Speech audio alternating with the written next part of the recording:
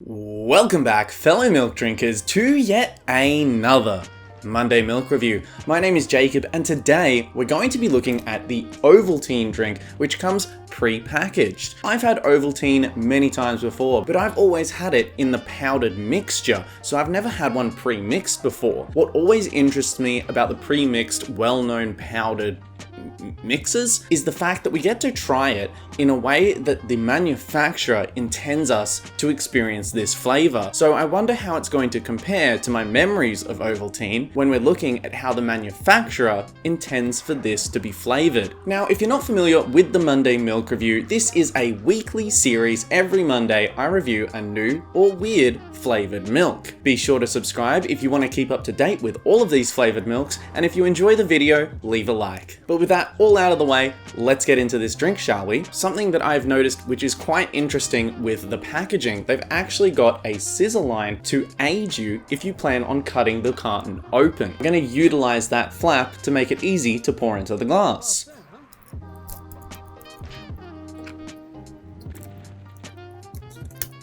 After cutting the flap, I'm going to poke a small hole in the straw hole, and there it is. Let's pour it in, shall we?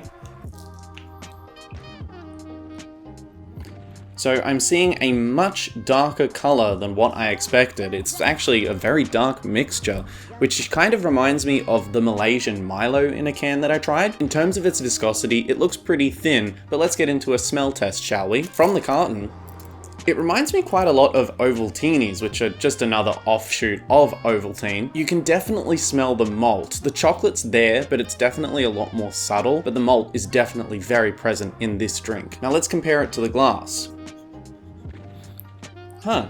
It's got nearly no scent at all. It's actually very, very subtle. I can definitely smell the chocolate in there. The malt is a lot harder to pick up now, but the chocolate is the only thing that I really get from this. In terms of the aroma, it's quite null. Let's get into the taste test right now. Okay, so it's definitely very thin, which kind of sucks, but I've come to expect that of all of the long life milk products, so I'm not really disappointed by it, but it is what it is. It is what it is. The malt definitely is in there. I can taste that very clearly. The chocolate is quite subtle. It's almost as if they've taken Ovaltine and properly blended it. With the powder mixture, it's always hard to get that to properly stir in, so it's actually quite nice to get the flavor without any of the effort of trying to stir in the powder. Choc malt used to be a very limited flavor on the market. I know Oak has recently come out with a choc malt as well, which I'm still yet to review. It's sitting in my fridge, don't worry, I just haven't done it yet. But now, there's actually plenty of options. Milo has also come out with a new version in a can for Australia, and now we've got Ovaltine as well as Oak's choc malt. If this had been tried earlier before there were any alternates, I would have actually really credited. Why is that such a hard word to say? Really credited it for being such a unique flavor. But because there's now so many options, it kind of has to be taken a little less seriously. It's definitely nothing majorly stand out to me because it's not a particular flavor that I really, really like. I enjoy it, but I don't cherish choc malt as a flavor, you know? So for the people that like choc malt, this is definitely something you can try. If you can find it, that is. I forgot to mention that this is, well, you can probably tell, this is from a small Asian grocery store. I believe the characters are Chinese. I can't tell you, I'm afraid. I'll do some research and figure out where it's from. Shout out to the country who actually distributes this or who is intended for this product.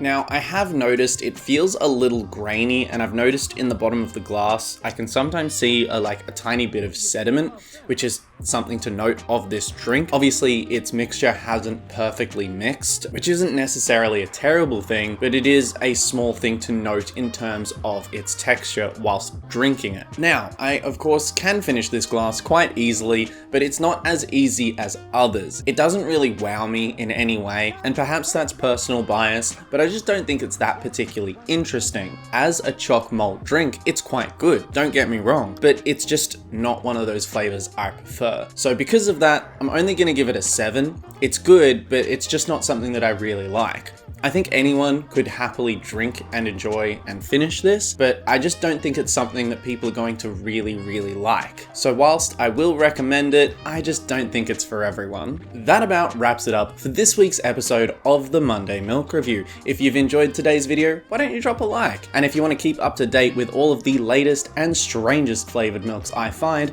maybe you should subscribe. Just consider it. Who's it gonna hurt? But anyway, thank you so much for watching, and I'll see you next week in the Monday Milk Review. Bye bye!